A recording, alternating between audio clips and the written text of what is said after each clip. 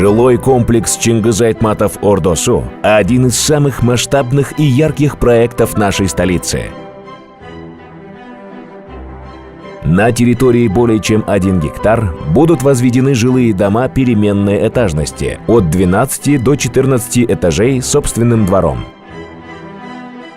Это будущая территория комфорта, сочетающая интересные фасады, яркий ландшафт, зоны для спорта и отдыха.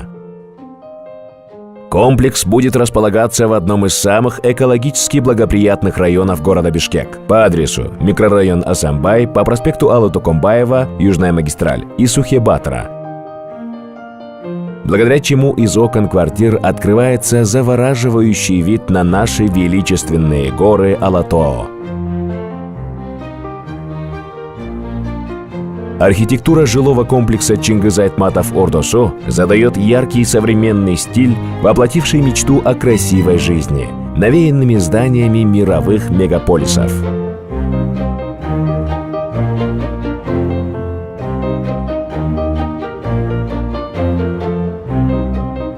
Дома разных цветов и высоты привлекают внимание, заменяя ровный ритм типовых домов на смелую динамику городской архитектуры. Своеобразной изюминкой каждого корпуса жилого комплекса являются фасады в современном исполнении и в национальном стиле, представляющие собой оригинальную игру геометрических форм, изящно скользящих по фасаду.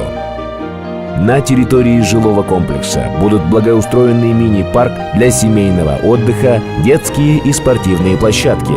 Почему у жилого комплекса Чингиз Айтматов Ордосу квадратный метр круглый? Жилье от KG Group – это не только квадратные метры квартиры. Это все, что вас окружает и что приносит дополнительную пользу. Безбарьерная среда, школы, детские сады и инфраструктурная программа для любого возраста. Просторный парк. Удобный паркинг для гостей. Подземный паркинг. Преимущество комплекса Чингиз Айтматов Ордосу – этажность. 12 и 14-этажные блоки, лифт, современные скоростные пассажирские и грузовые лифты, снабженные системой шумоизоляции.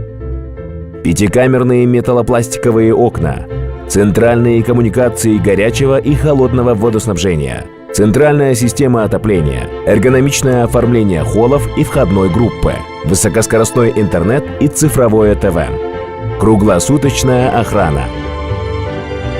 Девиз жилого комплекса Чингиз Айтматов Ордосу: «Будущее строится сегодня».